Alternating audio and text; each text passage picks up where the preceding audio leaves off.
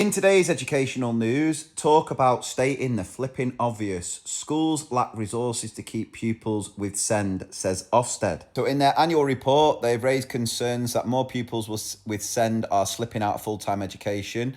Around 39,000 children are completely out of school now, and Ofsted estimates 1 in 4 children who end up in home education have SEND. And the reasons won't surprise anyone who actually works in a school. Ofsted are saying there are missed opportunities to identify need early.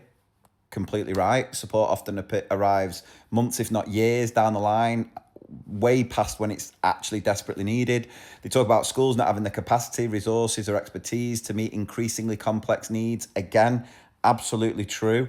Can't believe I'm sort of agreeing with so much Ofsted are coming out with when schools are trying to put support in place whilst also juggling classes of 35 plus with more needs, less funding and fewer trained specialists. Schools talking about how they're struggling with basic things like transport, staffing, and even making small building adaptations. And another bit that the report talks about is that when children leave school altogether, the support they could access in school disappears. Speech therapy, mental health support, the lot. Parents are left trying to coordinate everything on their own. So as much as I agree with everything Ofsted are saying here, we can't ignore the complete contradiction either, can we? Because if we know schools lack the staffing, time and resources to meet the needs of pupils with SEND, why have they just introduced a new inspection framework that cranks up workload, piles on pressure and continues to drive passionate, experienced teachers out the profession? That's the thing Ofsted never talk about. What all Ofsted do is point at the cracks in the system while also being one of the forces that's widening those cracks.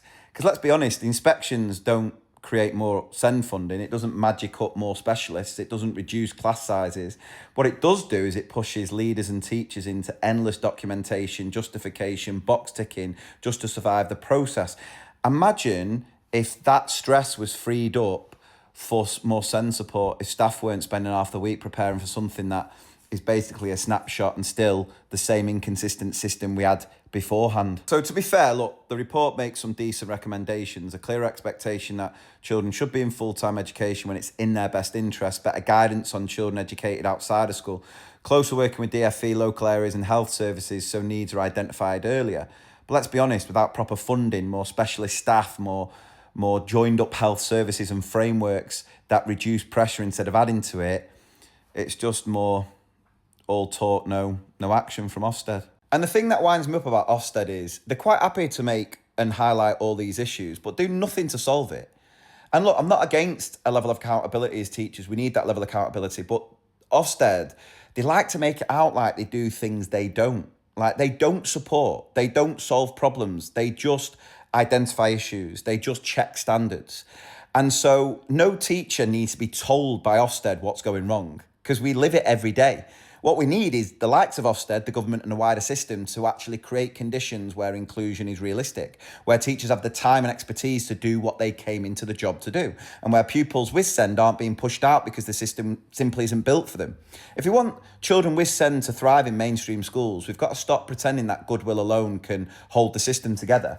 It can't. And until the workload created by these lot, the funding from the government and the framework catch up with reality, we're just going to keep losing brilliant teachers and children will continue to fall through the cracks. That's the bit that should worry everyone.